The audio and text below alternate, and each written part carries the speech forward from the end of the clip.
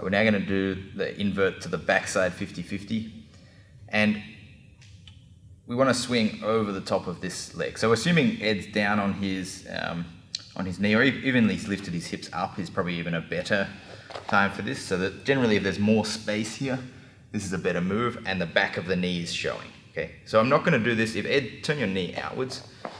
Can you stay up and like face me? And I'm probably not going to go for it here. Okay, it's kind of a weird posture, but like it's too far to chop out and around here. I want to do it when he's more being faced away. Okay, like this. He might be trying to turn and run, or even like somewhat of a neutral position. I might have a chance. Okay, so what I want to do is fold his knee down to the ground.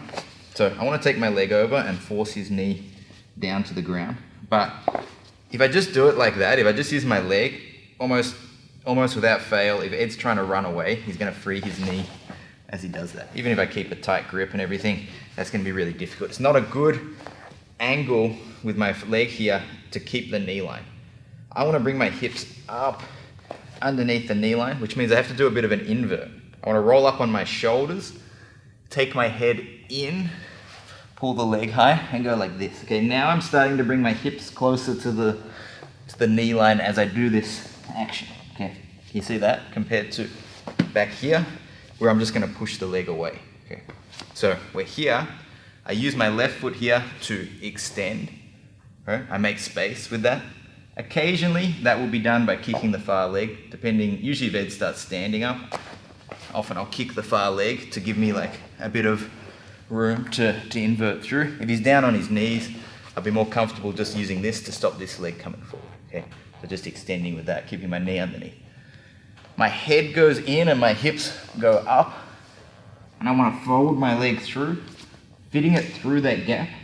Okay, I haven't actually done any extension yet, so I'm kind of like everything's been curled up and hooking. Now that it's hooked through, I start to extend.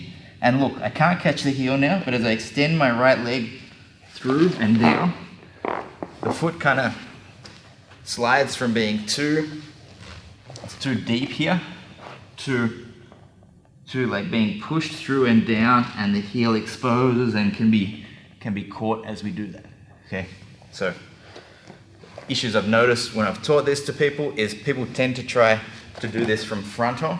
They see how I'm like, or like I'm 180 degrees from Ed here, like so, and I'm most likely going to not work. I need to actually pretty much bring my head inside, like this, lift my hips up and chop, and it's gonna be a much better action. I'm probably exaggerating that a little bit for the purpose of of demonstrating that, but that is a really important action. The other thing is that the foot has to come high. Okay, let's look at this from the other side.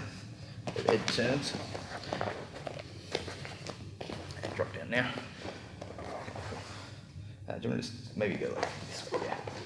So you'll notice if the foot's low here, it blocks my leg coming over. Okay, I can't actually chop through the gap. I can only just get my foot just past the line of the hip. Once the foot is brought high, I have a lot more freedom to bring my hips up and over. Okay, so my hip mobility is going to be really reduced when the leg's down here. One of the things I'm doing as I bring my head in is I'm pulling the leg higher up and bringing my hips over. Okay, so we're here, feeding through, catching the heel, backside 50-50.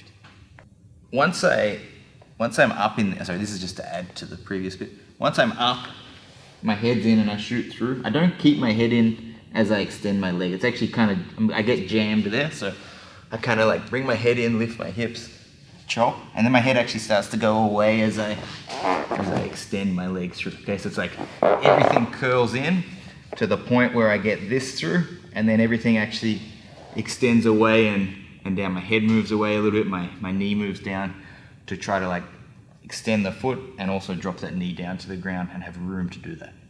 So in summary, for the backside 50-50 entry from 70-30 here, we're going to step, hook, keep our opponent a distance, bring the leg up high onto our armpit, do a back roll here as our head comes in, and then we chop our foot through and we start to then extend deep and down to the ground, forcing the knee down, exposing the heel. and getting the finish.